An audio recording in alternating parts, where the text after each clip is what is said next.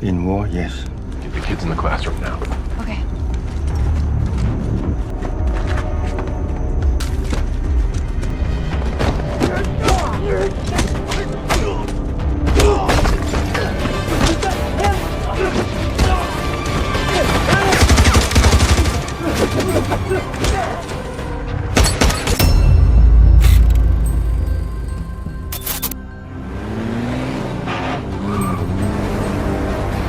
Halo guys, selamat datang kembali di Hits Movie.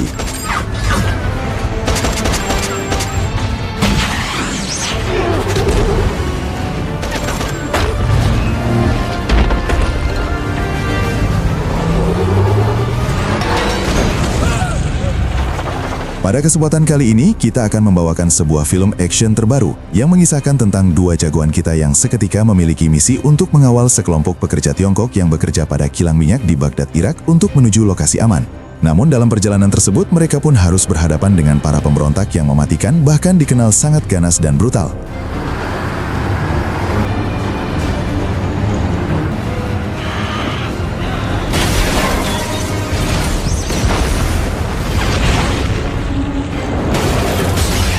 Namun bagaimana kisahnya? Tanpa basa-basi lagi, siapkan kopi kalian, langsung saja kita simak alur ceritanya.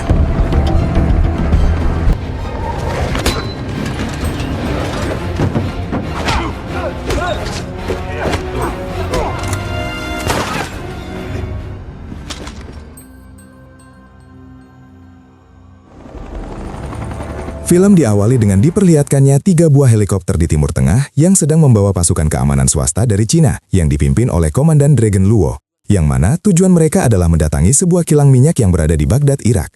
Pasukan itu juga memiliki misi khusus untuk mengevakuasi para pekerja Tiongkok ke zona aman dikarenakan adanya sebuah serangan di tempat mereka bekerja dari para pemberontak yang menginginkan kilang minyak tersebut.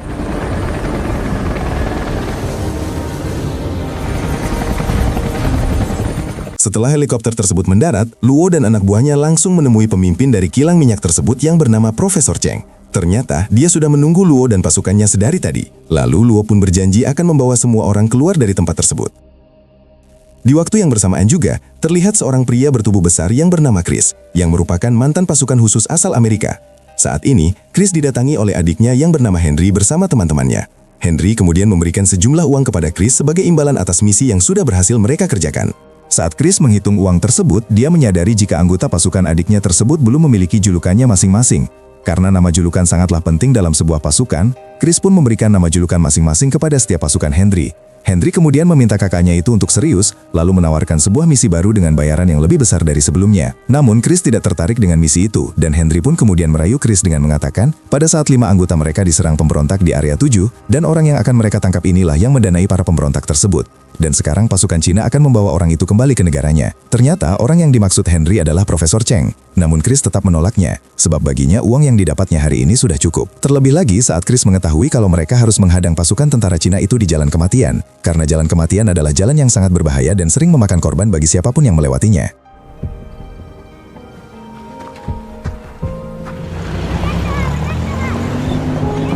Lalu saat Chris sedang asik bermain dengan seorang anak kecil, dia kemudian didatangi oleh sahabatnya yang bernama Owen. Di situ diketahui, Owen ini bekerja untuk perusahaan yang bernama Unicorp.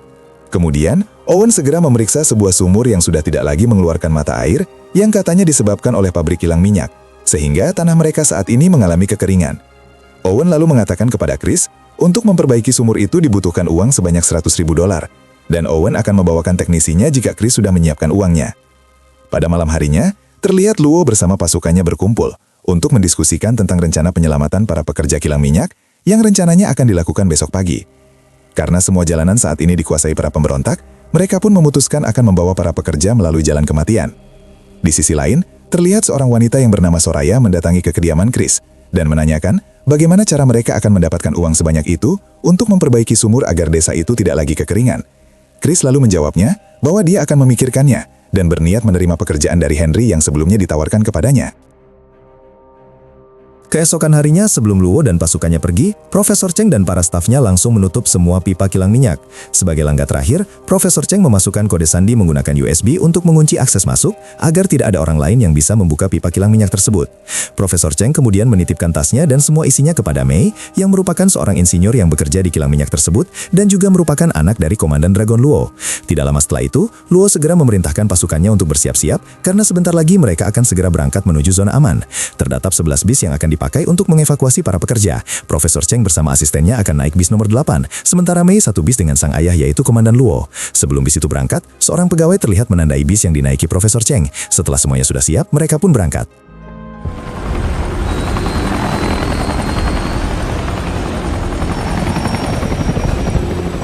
Lalu 3 helikopter itu kemudian meminta izin kepada Komandan Luo untuk lebih dulu pergi ke zona aman. Setelah itu, Komandan Luo mengecek satu persatu bis untuk memastikan bahwa semuanya aman. Dia kemudian meminta Mei untuk duduk karena jalan yang mereka lalui bergelombang, namun Mei menolaknya. Lalu di situ Luo mengatakan bahwa sifat keras kepala Mei mirip dengan ibunya. Tidak lama kemudian terlihat jalan kematian itu telah berada di depan mereka saat ini. Mei yang terlihat ketakutan akhirnya duduk. Luo kemudian meminta pasukannya untuk waspada dan memperhatikan sekelilingnya. Dan setelah itu mereka melanjutkan perjalanan.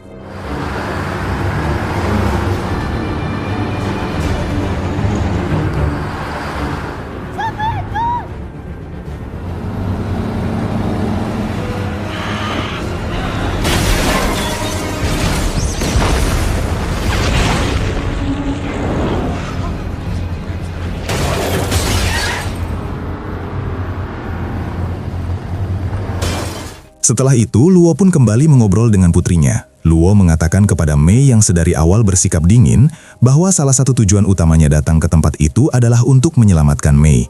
Namun Mei menjawab kalau kedatangan Luo adalah untuk menjadi seorang pahlawan dan bukan untuknya. Mei yang masih belum bisa memaafkan Luo, lalu mengungkit kisah masa lalu di mana Luo yang dulu meninggalkan ibunya yang sedang sakit saat Mei masih kecil. Luo beralasan saat itu dia dibutuhkan negaranya untuk sebuah misi. Namun Mei yang sudah terlanjur sakit hati dengan Luo tidak bisa menerima alasan tersebut. Tidak lama kemudian, tiba-tiba datang sebuah badai pasir yang cukup besar dan Luo pun di situ merasa ada yang tidak beres. Karena menurut informasi dari salah satu orang anak buahnya mengatakan kalau cuaca hari ini akan berlangsung cerah. Melihat keanehan tersebut, Luo segera menyuruh anak buahnya yang mengintai di atas untuk kembali masuk ke dalam bis karena mereka akan melewati badai pasir tersebut. Saat berada di dalam badai pasir tersebut, Luo tidak bisa menghubungi anak buahnya yang berada di bus lain, hingga dia pun semakin yakin jika ada sesuatu yang tidak beres dari badai pasir tersebut. Lalu beberapa saat kemudian, dari arah belakang terlihat beberapa mobil yang tidak dikenal sedang mengincar bis yang ditandai oleh seorang pegawai yang telah berkhianat sebelum mereka berangkat tadi.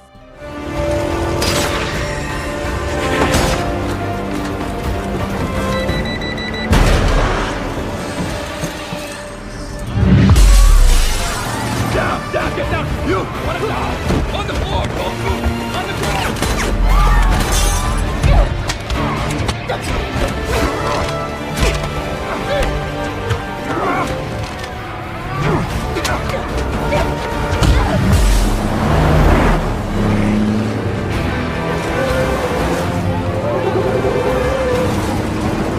Setelah berhasil melewati badai pasir itu, Luo menghentikan bisnya dan meminta anak buahnya untuk berkumpul.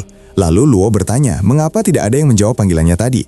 Anak buahnya menjawab jika komunikasi mati total dan anak buahnya yang lain juga melaporkan jika bis 8 meninggalkan barisan dan bis 11 juga menghilang. Di sisi lain, Chris, Henry, dan timnya lalu memindahkan para sandera ke mobil lain. Dan ternyata yang membajak bis-bis tersebut adalah Chris dan kelompoknya. Luo kemudian meminta helikopter untuk membawa dirinya mengitari area setempat untuk mengetahui apa yang sebenarnya terjadi. Sebelum itu, Luo lalu menyuruh Shen Wei agar menaiki helikopter kedua, dan Luo juga mengajak Mei untuk ikut bersamanya karena Mei tahu tentang kondisi daerah tersebut dengan berjanji akan melindungi Mei.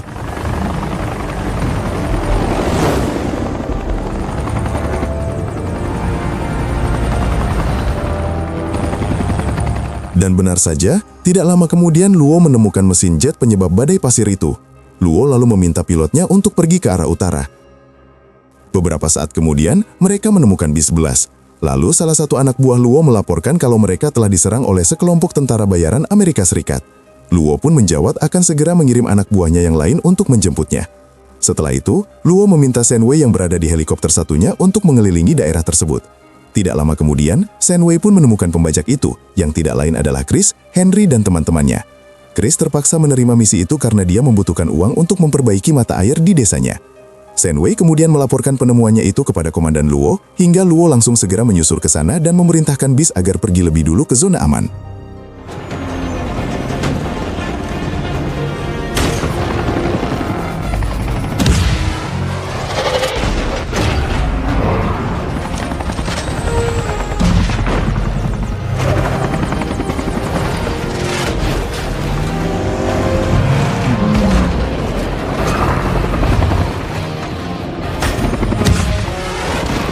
Karena terkepung, Henry meminta Chris agar mengurus helikopter tersebut, sementara dia akan pergi lebih dulu membawa para sandera.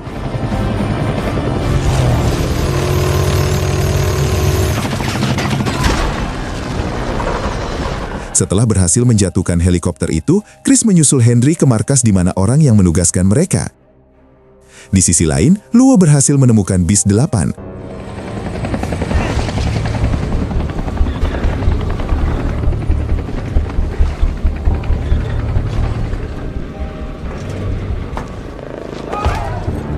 Di situ dia melihat kalau seluruh para pekerja aman, akan tetapi 5 orang menghilang, termasuk Profesor Cheng dan asistennya.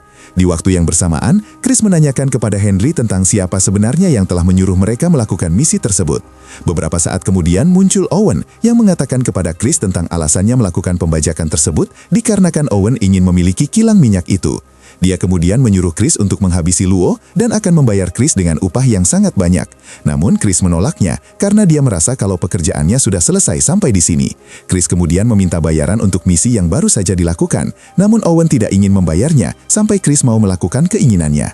Karena merasa dikhianati, Chris langsung pergi dan meminta sang adik untuk ikut juga dengannya selagi masih ada waktu. Namun Henry tidak mau menuruti perkataan Chris. Kemudian Chris meminta Henry untuk membawakan bayarannya ke desa jam 4 sore nanti. Setelah Chris pergi, Owen langsung membunuh Henry karena dia tidak mampu menahan kepergian Chris.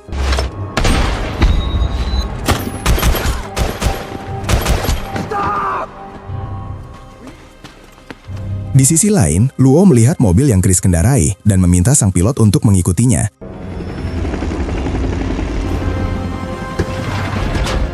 Karena helikopter itu kehabisan bahan bakar, Luo pun memutuskan untuk pergi sendiri dengan berjalan kaki. Tidak berselang lama, Luo berhasil menemukan keberadaan Chris yang sedang bermain dengan anak kecil. Dia kemudian menghampiri Chris dan menanyakan apa yang Chris lakukan di gurun. Namun Chris kembali bertanya tentang keberadaan dirinya yang datang ke desanya itu. Luo pun menjawab kalau dia mencari orang-orangnya yang hilang. Lalu Chris mengatakan kalau bukan dia yang menculik orang-orangnya tersebut. Di tengah perdebatan mereka, anak kecil itu kembali mengajak Chris untuk bermain. Setelah itu, Luo pun kemudian memilih untuk pergi karena dia tidak ingin terjadi adanya keributan. Namun dia tidak benar-benar pergi dari tempat itu, melainkan mengikuti Chris yang ingin menjemput Henry yang belum juga pulang. Sesampainya di tempat itu, Chris justru menemukan Henry yang sudah tidak bernyawa. Luo yang juga sudah sampai di tempat itu kemudian masuk ke dalam ruangan di mana Chris berada.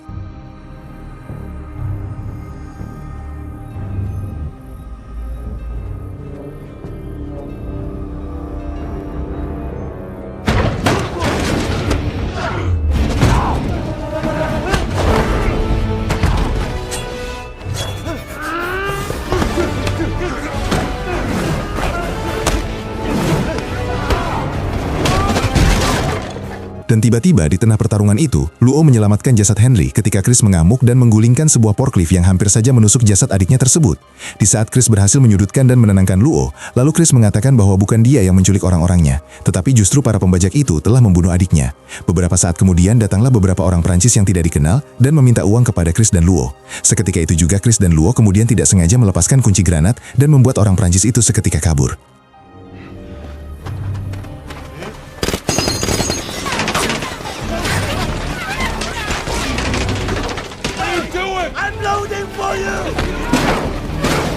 Beruntungnya, tidak satu pun tembakan tersebut berhasil mengenai mereka berdua. Setelah Chris memastikan bahwa orang-orang Prancis itu telah pergi, dia kemudian memberitahukan kalau yang melakukan pemajakan itu adalah Owen yang bekerja untuk Unicorn. Mereka berdua kemudian pergi dan menghancurkan tempat tersebut.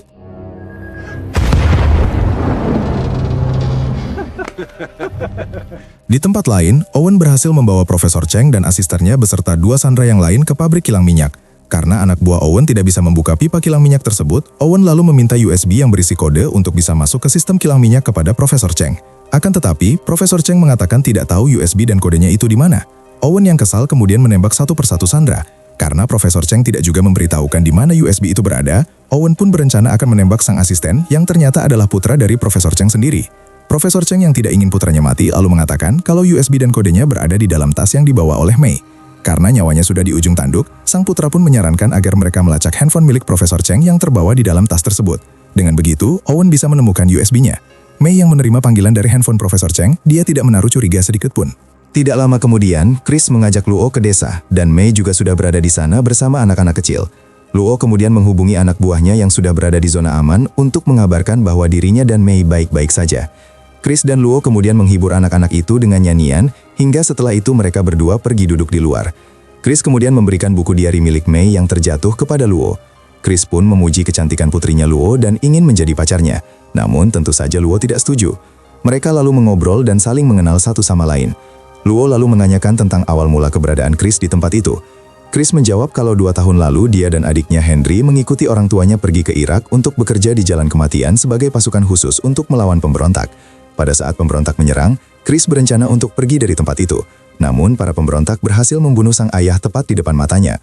Tidak lama setelah mereka berbincang-bincang, tiba-tiba anak buah Owen yang dipimpin oleh Knox berhasil menemukan keberadaan mereka untuk mengambil tas milik Profesor Cheng. Lalu, Chris segera meminta Mei untuk mengamankan anak-anak.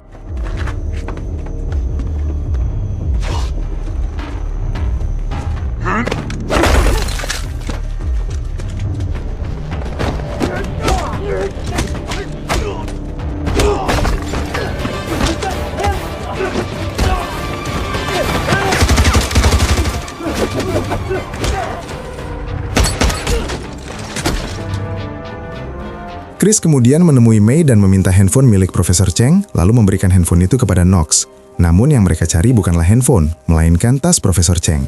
Hingga bersamaan dengan itu juga datang warga setempat untuk membantu. Chris kemudian kembali masuk dan mengambil tas itu dari Mei, lalu memberikannya kepada anak buah Owen. Setelah mendapatkan tas itu, anak buah Owen pun segera pergi dari sana dan hal itu telah membuat Mei marah. Namun Chris hanya ingin para warga di desanya selamat. Keesokan harinya, Chris menanyakan tentang isi tas tersebut.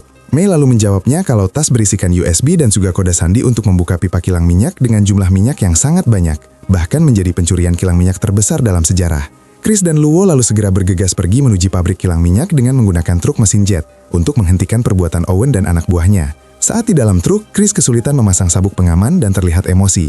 Luo pun meminta Chris agar memasangnya dengan pelan-pelan. Setelah drama sepele itu selesai, mereka pun segera pergi. Mei yang tidak diperbolehkan ikut, dia berencana akan menyusul mereka menggunakan mobil milik Chris. Di sisi lain, Owen menghubungi kapten kapal yang sudah siap mengangkut minyak-minyak itu di pelabuhan. Setelah itu, Owen menyuruh Profesor Cheng untuk mengaktifkan kilang minyak tersebut menggunakan USB dan kode sandi yang baru saja mereka dapatkan. Pipa-pipa kilang minyak itu pun kemudian terbuka dan minyak pun mengalir mengisi truk dan tangki-tangki kapal yang sedari tadi sudah menunggu di pelabuhan. Sementara itu, Chris dan Luo yang sudah sampai di kilang minyak kemudian ditembaki oleh anak buah Owen yang sedang berjaga.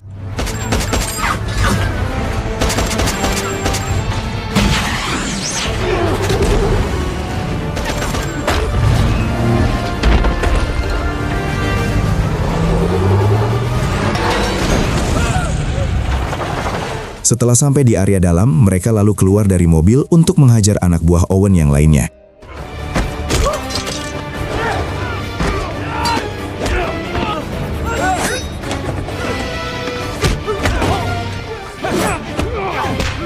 Kemudian Owen yang mengetahui hal itu, lalu dia mencabut dan merusak USB tersebut agar Chris dan Luo tidak bisa menghentikan pencuriannya. Owen beserta anak buahnya yang lain kemudian pergi dan menyuruh Knox untuk tetap berjaga di sana.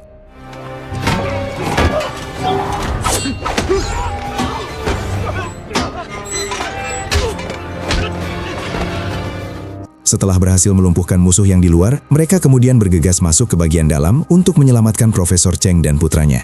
Namun, mereka harus melawan Knox dahulu yang lumayan susah untuk dikalahkan.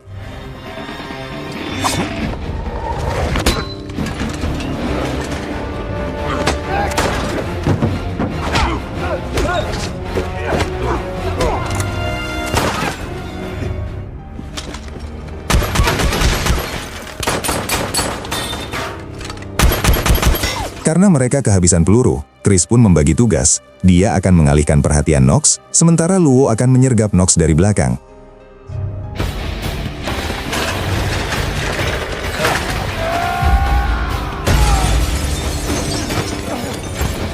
Setelah Luo mendorong Nox ke jendela, Luo meminta Chris agar menangkap Owen yang akan pergi, sementara dia sendiri akan menghadapi Nox.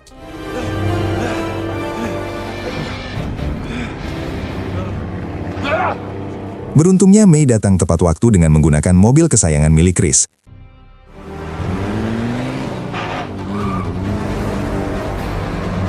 Chris kemudian mengeluarkan senapan yang disimpan di bawah tempat duduk, di mana Owen yang mengetahui keberadaan Chris di belakang lalu menembakinya.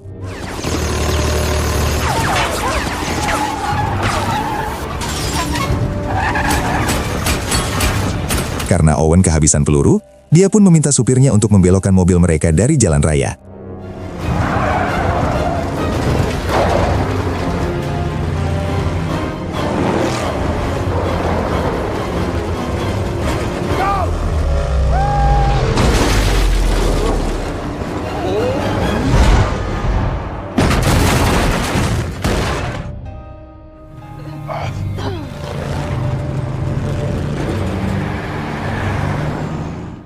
Sementara itu, Luo masih berusaha keras melumpuhkan Nox.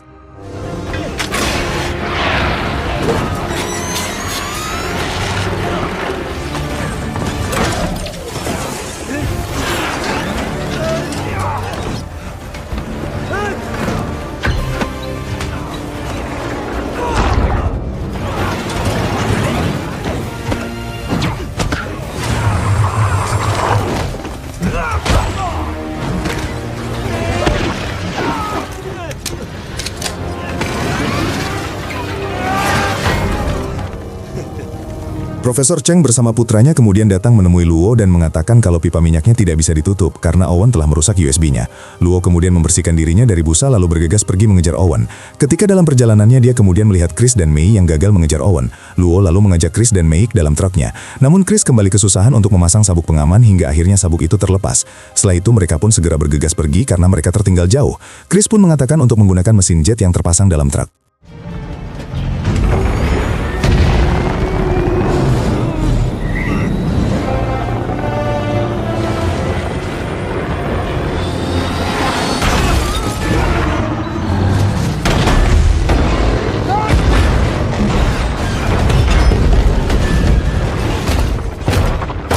Akibat kejadian itu, sopir Owen pun mati, dan Owen yang masih selamat juga kemudian bergegas kabur. Chris yang melihat itu lalu meminta Luo untuk mengejarnya. Namun truk itu terjebak di dalam pasir akibat kebocoran tangki.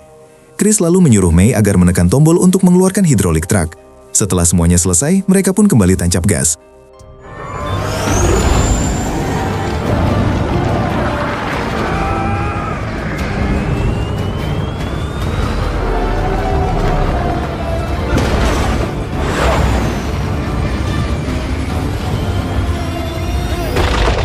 Luo lalu meminta Chris untuk melompat pada instruksi yang akan dia berikan. Namun Chris tidak mendengar perintah dari Luo. Luo kemudian mengikat tubuhnya dan Mei dengan tali dan dipasangkan ke mobil Owen.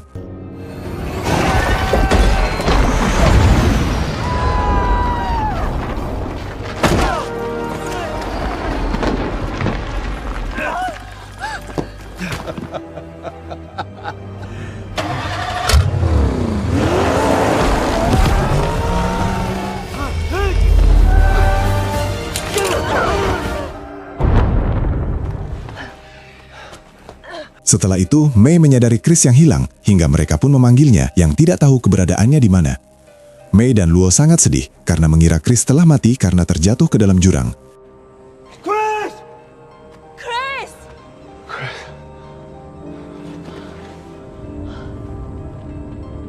Beberapa saat kemudian, Mei melihat buku diarinya yang berada di dalam saku celana Luo yang robek. Mei pun akhirnya mengerti dengan pekerjaan ayahnya itu setelah dirinya ikut berjuang menyelamatkan nyawa orang banyak. Dan akhirnya, Mei pun memaafkan ayahnya tersebut.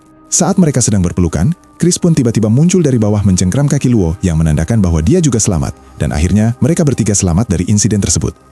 Chris kemudian mencoba mengatakan perasaannya kepada Mei. Namun Luo menghentikannya dan berkata kalau Chris harus mempelajari banyak hal terlebih dahulu. Tidak lama setelah itu, para pasukan Luo juga berhasil menangkap kapal tanker yang mencuri minyak tersebut. Demikian juga dengan Chris yang dibantu Luo dan Mei, yang mana mereka berhasil membuat sumur itu kembali mengeluarkan air. Tidak lama kemudian, pasukan Luo datang dan mengabarkan kalau mereka telah mendapatkan misi baru, dan Luo pun meminta Chris untuk bergabung dengan mereka dalam misi berikutnya. Dan film pun tamat.